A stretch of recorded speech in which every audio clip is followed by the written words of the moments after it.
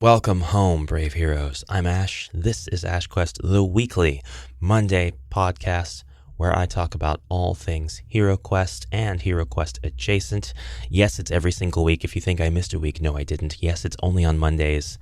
If you're hearing this, then today is a Monday. If your calendar says otherwise, it's wrong. You're wrong. Learn to read calendars better. And this is a week, or perhaps a month if this goes up technically a day past when I would like it to, where Avalon Hill was at Essen Spiel in Germany and revealed not a whole lot, not a whole lot really for HeroQuest fans. We didn't really eat, as they say. We kind of nibbled on some half-eaten cake that we already knew was there, and we've got so far an article that talks about First Light and kind of lists it as a January release, which is one of the earliest so far. The rumors said November. I really wouldn't count them completely out yet because Avalon Hill have had a really, really rocky reputation for solid release dates staying in one place. They're slippery. Those release dates, they can get away from it. They can jump around all over the place. The one complaint that I will never have, though, is that they've released anything too soon to be of superior quality. Generally, release dates change when companies push something back so that they have a little more time to work on it or work out some really annoying logistical technicality that they might not have had any control over when they released the release date prior. But with Avalon Hill, we've seen things just kind of pop up out of nowhere early, and then we would see store pages get taken down and pre-orders canceled and people refunded, only to see it come up again. We had a bit of a delay in the pre-order links for Target for First Light, but they're up now. You can go and pre-order HeroQuest First Light right now through Target, which is really probably the biggest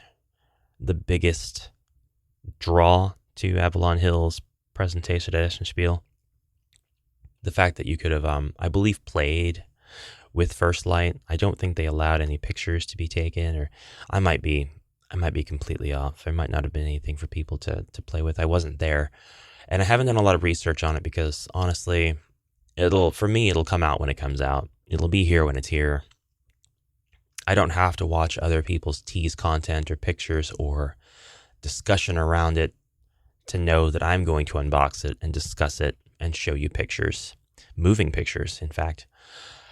But still, lots of respect to those that get in there and paparazzi that stuff. We need that.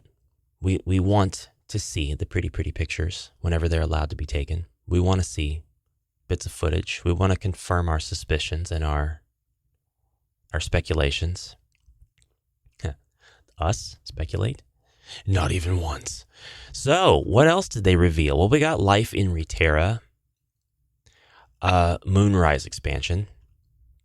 I happen to be looking at the pictures right now, and I'm ashamed to say that when it comes to presentation and the way a game looks, that really honestly should not be what drives my mindset about games, but it doesn't look like it's for me because of how it looks, because of how it looks like it plays.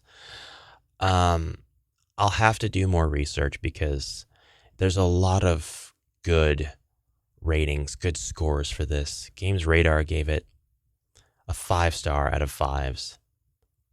It got an Editor's Choice badge. I've only been wrong about getting into a game that I didn't feel like I would enjoy because of its visuals and its tactile feel one time, and that was Ticket to Ride. Ticket to Ride, I was like, I'm not going to enjoy this, am I? I'll try it. I'll play it once. Because I like trains and maps. That's cool. But I had a blast with Ticket to Ride. Ticket to Ride's awesome. But I don't know. I'll have to do more research to see if something like Life in Reterra is for me. Cosmolancer is the other one. Another game that just does not appeal to me personally. If it appeals to you, great. Go for it. Play it. Have fun. Tell me all about your experience playing Cosmolancer. Not Cosmoteer is a fun game. I like Cosmoteer. Cosmolancer is not that. We have a picture of the box at Avalon Hill's Instagram, and the second O in Cosmolancer looks like a camera shutter. So that's interesting. Looks like there's elements of film. Looks like there are camera tokens. I like cameras. Not really sure why Cosmolancer. But if I take a look at the description here, it suggests that this is a reimagining of Kingdoms. So whatever Kingdoms is, maybe I'll enjoy, because that'll be the same thing, but with medieval imagery. Am I right?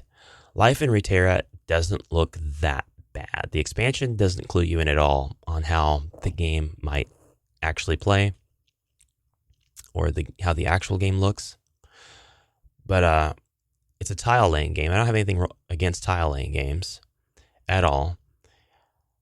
Just not totally sold. I'll have to do some gameplay videos on it. I'll have to actually watch other people and see what is life in Reterra. And that's pretty much it. A little bit more information on Talisman Alliance's Fate Beckons. Not that we need it. It's available now to buy. Literally looking at the Amazon page for it right now. $33.99 USD. Prime 1-day shipping. Free returns. It's the first ever expansion of Talisman's 5th edition. Comes with awesome stuff. Legacy stuff. New dice. New heroes. Boxes inside boxes that you can open up.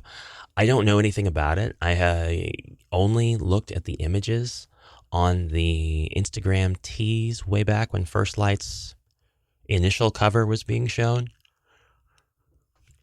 And I did a video on the contents of those posts, the images therein.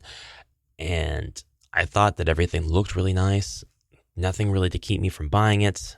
No big AI art debacle like with First Light. And honestly, nothing offensive. And I do pretty exciting looking. And I'm well aware that we can use AI to make images. I'm aware that to some extent you can use AI to sculpt a model, but it's going to be a long, long time before we get models of this caliber sculpted by AI. So I know they're safe. So yeah, I've ordered my Talisman Alliance's Fate Beckons expansion. I'm excited to open it up, and I've been excited over it. And I have to say, I'm also doubly just kind of like a little bit lost, confused, disappointed, upset, crying, screaming, because I pre-ordered this damn thing a long time ago. It was one of my last pre-orders I had coming in. It never showed up. That order is nowhere. I don't even know if it took. And it wasn't until today that I realized I still didn't have it and that I still needed to get it. Like, I'm not waiting on it. It's just not here. So I have it ordered now. It's going to be in the mail tomorrow. And I should be able to get a video about unboxing it. I haven't spoiled myself on anything. Like I said, I haven't looked at Always Bored, Never Boring's videos. Not the non-spoiler one, not the spoiler one. When I get it, I'm going to absolutely tear through all the contents. I won't probably spoil myself too much, but I do want to take a look at the presentation in the smaller boxes. Because, I mean, why not? I'm behind. And I'll have enough fun unlocking those contents as I play Talisman, most likely with the wife, to do so. So what else do we have going on? I don't have a whole lot. We have some really cool homebrew stuff coming out. We've already got Lost Maps, making the First Light underside board into an alternate map. It's the same map layout, but now you don't have to use your board. You can use this really cool neoprene mat. Really, really cool. I have a set of these maps, of these Lost Map games maps, and I really like the PVC feel. They don't take up a lot of space. They don't have a lot of weight to them, but they're durable. The graphics are pretty. You can get some really high fidelity artwork on here, printed. I know that this is something that can be created with a couple of different programs that are offered out there on Steam, some dungeon creating programs. I've got one of them myself. Halfway, sort of, kind of tempted to get into a business like that, but I mean, I have a strong dislike for paying a middleman. But Ash, why are you on YouTube? Be quiet. Don't be quiet. I know. But still, paying a middleman most of what I would be able to make if I could make it myself. And I would just rather the thing that I want to create not really exist than exist, but not be something that I was able to get my return on. That's probably a horrible way of expressing how I really feel, because I don't think it's entirely accurate. It just depends on how much they'd be taking. I would love to have my own printer to send vinyl through, and then I think I could probably make stuff like this. It would be quite an investment, but that's exactly the kind of mindset that I would have. I would like to not have to use a third-party company like the Games Crafter, although I do have something on the back burner that a lot of you know about. And one day, we'll see. The coffee's good. One day, hopefully in the next 2 years, we'll see. I have Dungeon Saga Origins in the mail. I scored the Ultimate Pledge Edition off of eBay after watching Legendary Editions for some time and deciding that I really, really wanted the 3D upgrades to all the tokens and stuff. It came down to, do I want another Orc Quest or do I want another HeroQuest? Well, they both have their pros and cons, and actually HeroQuest is kind of offering us an Orc Quest edition with its first light, because by Orc Quest, I mean, do I want the furniture to be tiles or 3D? And somebody out there might say, but Ash, other games were doing furniture tiles way before Orc. I don't care. They're not as iconic. What's more iconic than getting a band of orcs together as heroes and whying your way through a campaign where you get to beat elves asses down because they're elves, and sussy baka elves and humies and porks, which actually the porks are really cool. It's a shame to beat them up, but you can get some on your, I think, on your team as well, right? One of our good never mind. So many cool orc characters in this month of Orktober. I don't even know if I'm going to be able to unbox the dang thing and do any content about it, honestly. My schedule just sucks. It's bad. Schedule's not good. But yeah, the Dungeon Saga Origins unboxing will be soon. I kind of regret the Ultimate Pledge now, though, because I just learned that this furniture that's in the box, since it's Mantic, of course, the furniture is not like exclusive to the game or anything. They make these 3D packs, and I could have just got the furniture in retail bits whenever I wanted later, I think. If I'm not mistaken, I think I could have done that. If I'm not mistaken, I could have gotten the furniture bits in retail packs. I didn't have to go for the higher priced tier. But I do want to make the comment now, and I'll make the comment when I'm unboxing the video. When I'm unboxing in the video. This is how you package a game. This is less than a foot square. And I'm not really sure how tall it is. Looks like it's about 7 inches tall. Not 8. Maybe. I think it's 6 or 7 inches tall, but no, this is how you box a game. This is how you package a game. This is the ideal size of a box for a game. If you're not going to do wide and flat, like a HeroQuest style 90s board game, you do this, and you package everything as closely together as you can, and you don't allow a lot of wasted space for optional stuff. League of Dungeoneers. Talking to you in your 15-inch square box. That's looks like as tall as the Dungeon Saga Origins box, and then the expansion comes in a box. It's going to be impossible for me to store anywhere. That's how you tick Ash off. That's how you make him frown. You put your stuff in a box. It's way too big. But Ash, how would you have packaged it? Look, probably 3 or more of these nice, lovely 11-inch square boxes is maybe how I would have done it. But I mean, whatever. whatever. But costs, logistics, blah, blah, blah. Look, just do it this way. Just plan on doing it this way. The Dungeon Saga Origins way. This is a lovely small box. And there's 50 quests in here? There's a ton of content. It trickles out in new mechanics. I got to look at some of the rules and tiles ahead and the cards, and it's going to be good. It's going to be really fun. I appreciate its no-nonsense, straightforward way of being played. Now, what else do we have? We're going to talk about the milestones now. As far as milestones go, it's very difficult at this point for HeroQuest to not reach milestones almost with every single release. What I mean by that is, let's take a look at the re-release. There's a milestone. It's re-released. It's out. It's the first edition. Let's go. Mythic tier. Let's go. Boom. First milestone. Technically, if we want to establish milestones after the creation of the thing and not with the creation of the thing, then the first milestone is the release of the expansions, Keller's Keep and Return of the Witchlord. And look at that. They knocked them both out, meaning that the very next expansion they release, no matter what it is reaching a new milestone of first U.S. expansion, reprint, re-release, remake, whatever. Frozen Horror was the one that was leaked first and released first. My mind goes to Mage because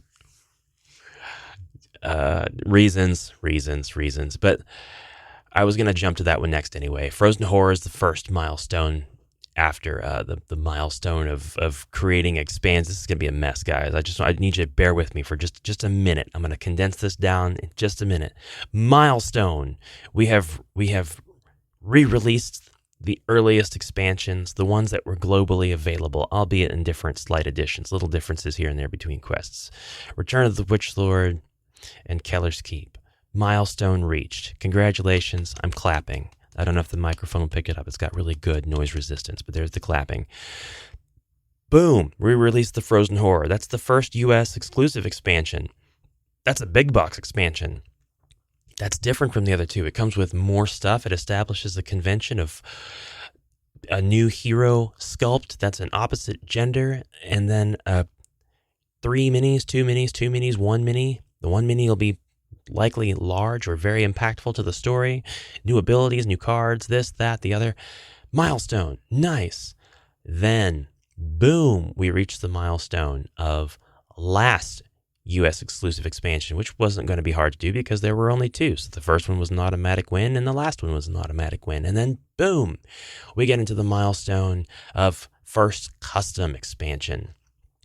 If you want to count the Mythic tier stuff, that's fine, but I try not to because it was stretch goal, Mythic tier, high budget, exclusive, non-retail. All of those buzzwords were mixed into that stuff, and so we try not to count those as milestones, since while they were certainly significant milestones to the campaign, the crowdfund, they aren't in terms of the game's viable lifespan, because another $200,000 more at the beginning only makes more to order at the beginning and more eBay listings. It doesn't necessarily say the game is going to live longer at all. With these releases in retail, the game lives longer. So just to make sure we're all on the same track, we're all on the same course. Going forward, further forward. Yeah, the Rise of the Dread Moon, that's a milestone for sure. That is hey guys, look what we did. We created our very first custom new Avalon Hill 2021 edition HeroQuest's own expansion that sets it apart. It's It's new. It's the first new expansion in 30 years almost. So yeah, that's a milestone.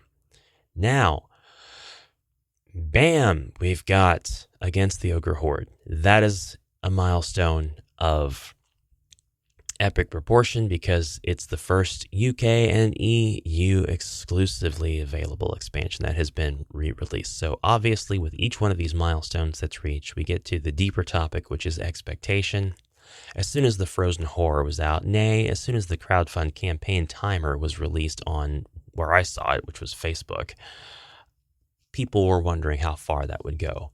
I wondered, how far will this go? Will this get to those expansions? US, UK, what do they have the right to? Will they make anything new? Will they change anything? Will there be errata? Will they put in homebrew heroes that people have made? Will they put in their own homebrew heroes that they made, but that other people really made first? How far will this go? And I think we know how far it's going to go. Now with each release, we're kind of like, is the end nigh? Is the end near? How many more ideas do you guys have? Because it looks like we're going to keep supporting him, and it looks like the funds and the sales and the success in retail has definitely been profitable enough. I know it's not Wizards of the Coast level. I know it's not like Hasbro came out with a new Monopoly. It's Drywall Edition. Guys, we got to get it. We have to. The boardwalk has been replaced by smooth finish ceiling drywall with the popcorn spray. Dude, Drywall Monopoly. I'm here for it. Bam! Hasbro makes $3 million. How do they do it? I don't know. I don't understand any of that. It's stupid. Don't at me. It's stupid. But Avalon Hill does well enough with HeroQuest to keep going, keep being passionate. Yes, we had ups, we had downs, we had exclusivity. They were like, whoops.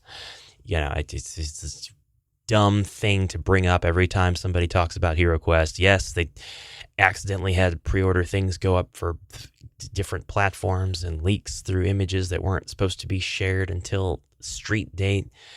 Whoopsie, Joe Manganiello, Dragon. Yes, we know it's old news. Whoops. Can't remember what the last thing. Oh, yeah. Whoops. We commissioned an artist who AI'd the hell out of our cover for this game. No. They fix. They listen to feedback. They fix. Interestingly enough, stop really quick. Interestingly enough, I got pulled into a conversation on Discord wherein I was told, guys, this is wrong tree. Don't bark up this tree. There's important things. There's concerns. This ain't it. And I'm glad I stuck to my guns in continuing to voice that was it. That the First Light art was a sham. That we didn't need that nonsense. That they could definitely do better. And it was okay to own that they could do better. And you know what? While they didn't own that they could do better, they did better. And it was because of the voices of the fan base and the people who came forward to say, I'm not okay with this. I'm not okay with your AI generation stuff. It was because of that they did better. And now they have a much better looking product that appeals to a lot more people. I'm happy with that change. And it feels good not to be malicious. Oh, I was right, you were wrong. There's no I told you so's, but it feels good to have gone with my gut and to have stuck with it. Because you can't go wrong. You can't go if they came back with we're going to continue on as we're going to have the same cover either way. I'm sticking with what I said. I'm buying it. Probably trashing the cover. Doesn't deserve to be archived. And I'll have the game contents mixed in with something else. And I'll be like, yeah, I have that expansion. As you can see, it's not on display. I think Shar offered to go ahead and draw me an additional cover to put over the box, to tape over it. That was going to be a whole bit. When I got the game in the mail, First Light, with its AI cover, I was going to take her artwork and tape it over the front after talking about, oh, dude, what is this? And then I was going to have a much better cover, and I was going to say, oh, that's much better. And then I was going to unbox it. It was going to be like a part shameless plug, part deep, merciless jab. But you know what? There's no need for any of that, because they did better. They did better. They have new art. Yellow Fly Agency has some really cool looking art on there. I don't know to what extent things may or may not be generated. Hopefully nothing. But it was fast, man. It was super, super fast, and that deserves respect. When you make a mistake like that and you recover from it, that's good. That deserves respect. When you recover from it with all, I don't have a good, I'm not from Texas, but like when you recover from a mistake like that with all that kind of hitch in your giddy up, sorry, that's all I could come, that's all literally the only thing I could think of. That commands respect. That is awesome.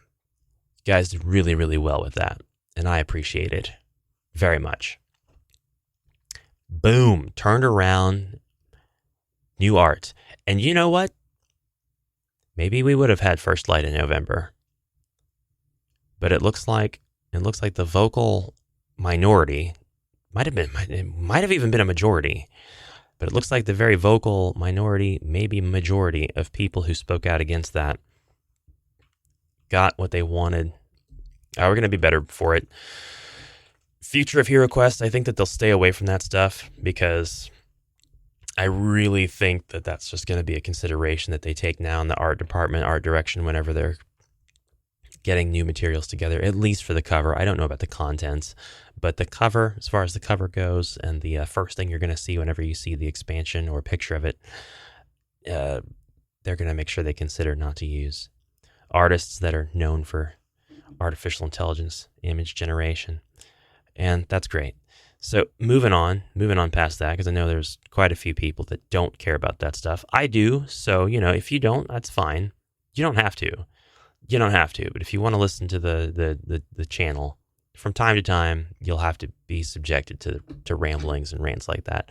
You could fast forward through them, and that's fine too. But the future now. What do we have left? We've got the Wizards of Zargon, which I say because I don't entirely know that they can't use Morcar. I would venture to state bravely that I don't think anybody can claim with 100% certainty that they can't use Morcar. I know that there's a character named Morcar in Games Workshop, spelled differently, different character, not the Zargon that we know, not named for the same reasons. Maybe it would be the Wizards of Morcar. And maybe they would establish that Morcar is a separate entity from Zargon. That would please a lot of people, because now they coexist, and now there's a big bad who's a wizard that people can use as a sort of proxy for the last boss in their game if they don't want to use Zargon. And still give the heroes a big win and end their overall campaign. But Wizards of Zargon, Wizards of Morcar, that's really the one we want to know about. That's really the one that so far has not been teased, as of this video anyway. We're going to be watching Luca very closely to see if we get any sort of mention or tease there. If we see even one thing, one tease, I think we'll be able to speculate whether it is or is not Wizards of Morcar with a high degree of certainty. Unless Avalon Hill still have an ace up their sleeve, unless they still have somebody in their team who knows how to shuffle things around and keep it vague enough to get us talking. I firmly believe that the guy who was responsible for a lot of that was Chris Nato. I really think Chris did a lot of, yeah, but what if we do this instead? Now they don't know. I think that he was to blame for a lot of the really cool ways that they revealed things and let things leak and tease. And I don't know if we can say that they've been able to do that with the same cool effect. It's been very sterile. It's been very, here's Instagram, keep an eye on future updates. It's been very, Twitter Zargon could make comments about goblin mode. Avalon Hill Twitter's Instagram, is not doing that. It's just a completely different ballgame, unfortunately. We truly lived in an era, guys. Well, what's after that? I've made comments saying I don't mind if the Dark Company is merged with Wizards of Morcar, Wizards of Zargon, only because it's not an expansion. So it doesn't really fly in the face of my earlier desires that I stated to not have expansions be merged. Avalon Hill evidently agreed because they never merged any of the expansions, and all of the expansions they've released have been much better for that. It's a dumb idea. It's not practical. I know that there are people who think that it is. It just does not make sense. It doesn't. And I am attacking the idea. So, if you've had the idea, I'm sorry. But no. When somebody can do better, encourage them to. And the last expansion doesn't have anything left to merge into it except the Dark Company, which makes sense because A, it's not an expansion. It's not even a campaign. It's a 13-part quest. And you might say, well, 13 parts, 13 quests. It's not quite the same. They could definitely play it out to be 13 quests. They could make a quest book for it. We didn't really get a proper quest book for the Dark Company. For those of you who are still kind of in the Dark Company, no pun intended, the Dark Company is a 13-part quest. Yes, I explained that. That comes with Advanced Quest. HeroQuest Advanced Quest Edition. Not Advanced HeroQuest, completely different game. The Advanced Quest Edition was HeroQuest on steroids. It was everything that was with the base game, but the box for it was about half an inch taller, and it came with the 12 mercenary miniatures and weapons, and it came with their men-at-arms, I suppose I should say, and it came with a poster, which wasn't really a poster, it was the Dark Company campaign. So, 13-part quest. When you open that up, you are able to use the men-at-arms miniatures as enemies in this quest. Now, of course, we see those same men-at-arms reprinted and repurposed, A, for the Frozen Horror expansion that the US got, and B, for the Wizards of Morcar expansion that the UK and the EU got. And they're used the same way in both of those X-Packs. You can hire them. They have a cost. You hire them. They accompany you. If they die, they die. To quote a line from Rocky, if they live, you can hire them for the next quest, but they won't cost as much money. It's kind of like a maintenance fee rather than a rehire or anything. So you could hire a bunch of crossbowmen to help you through the Frozen Horror and stuff, and it's really, really helpful. Wizards of Morcar is a pretty tough expansion as well. It's only 5 quests. Now, what they did against the Ogre Horde expansion, which was 7 quests, they added 3 to make it to 10 quests, which is pretty much a standard convention. It's arbitrary. It didn't need to happen, but they did it. And the campaign is better for it. It's got some really cool stuff. It introduces the arena mode. The Dark Company doesn't really need anything extra if you are following the rules correctly. You are picking components up off of the board every time the heroes enter a new section of the quest on the same board. And then you're placing elements back down as they are able to see them and get them in their line of sight. So you really don't need anything extra to play this. In fact, I'm really quite surprised it didn't inspire more quests like it. There are not a lot of quests that are like the Dark Company made by homebrewers. And I hope that this observation now will drive people to go make some multi-section part quests, because it would be really, really cool. I see a lot of quests that are homebrew that should be laid out this way because they take up the whole freaking board. And homebrew quests that take up the entire board generally they're long. They are so long. I don't want to say that they're slogs. Some of them can be slogs. They have the potential to be. But if you broke it up into sections like the Dark Company teaches, then it becomes much more digestible and manageable. So there is that. And then I think that's it. We've got adventure design kits that's been proxied by way of just printing off a sheet, cutting stuff out. It would be really cool to see a create your own quest feature in the app. Don't think we'll see that. HeroQuest Builder, which is not official, not Avalon Hill, I mean, not part of Hasbro, but a homebrewer, has given us more tools to make quests. And the upcoming editions of HeroQuest Builder are going to be very exciting. Very, very versatile. It's going to make future game jams, quest jams, very interesting. We'll see how all that goes. But as far as the future beyond that, I'm interested to see the next expansion they do. If it's not Wizards of Morcar, which would be 2 milestones in one, if it included the Dark Company. One, it would be the milestone of the last UK-EU expansion being reimagined, brought back to be accessible.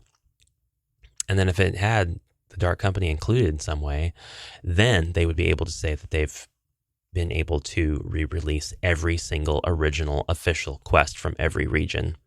All milestones done.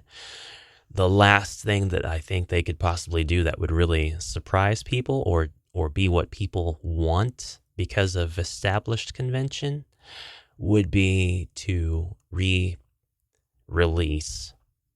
I should say maybe release to begin with, but make it accessible again. The Crypt of Perpetual Darkness.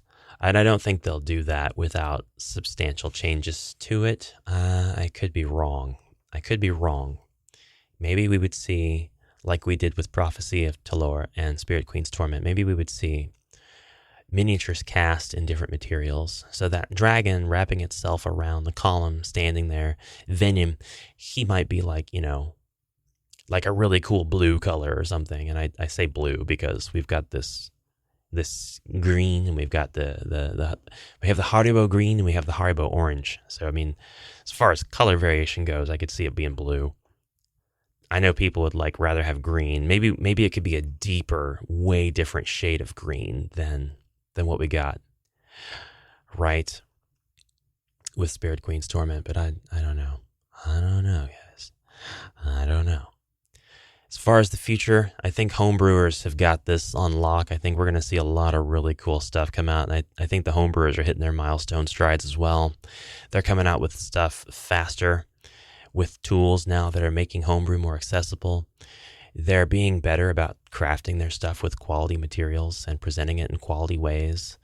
We're getting better at formatting and being clear with rule sets, releasing entire rules, releasing entire campaigns, releasing all kinds of assets, different dice, rules to use the dice, and we've got cards coming out pretty soon from one particular home brewer that emulate the tool set, the weaponry from Warhammer Fantasy Battles, and it uses, optionally, the power dice. So we have versatility coming, and we just have a lot of really cool stuff coming out.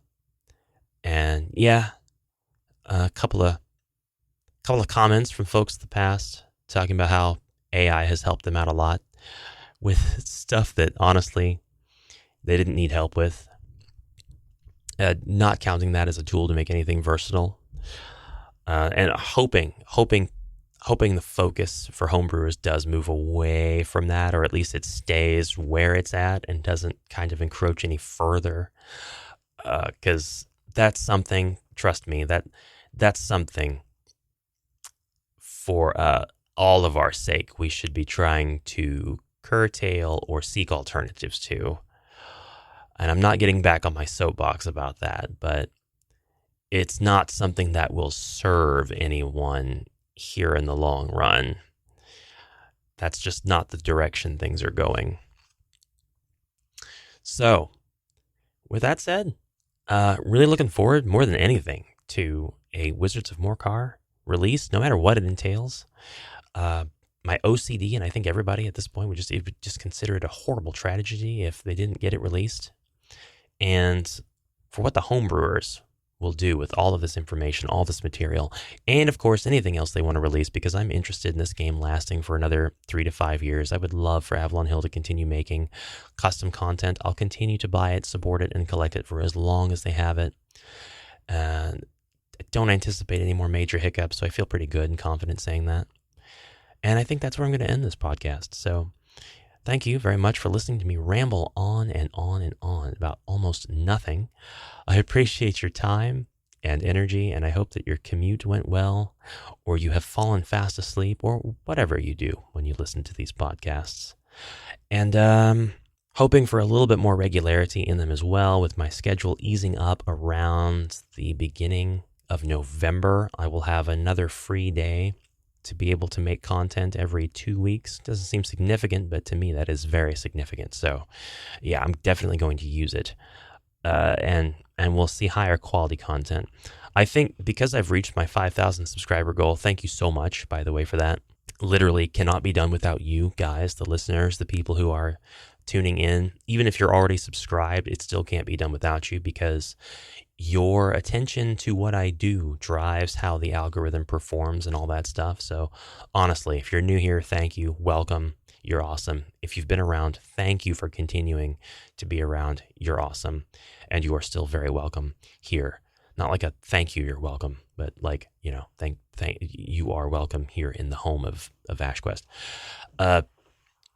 Not my literal home. I need to vacuum and wash the dishes before you. Anyway, but now that I've reached that goal, I think it's safer to do what I would have liked to started doing earlier, which is make better videos, but take more time making them. Contrary to what some of you really nice folks might think, I don't think my videos are good. I think they are very mid, as they say, and I would like to spend more time crafting them. I would like to do more documentary style stuff. I would love to delve into the quality of video that Jordan Sorcery has, for example. Right now, brief cuts, possibly different camera angles, close-ups, just having good quality video footage and audio, that's great. And I appreciate that and having that. And it's thanks to you guys that I have that stuff. But I can do better, and I just need to take the time to do better. So really, I just have to wait for like cool stuff to stop coming out, so I stop needing to stretch myself to cover it all. And then B, I have to change the expectation of the video release cadence. But all that's nerdy crap that nobody really cares about. It just, in the future, it'll happen, and then the videos will be so much better for it. That's the hope anyway. Thank you for listening. I hope you have a fantastic rest of your day, and I will see you next time. Until then, bye for now, brave heroes.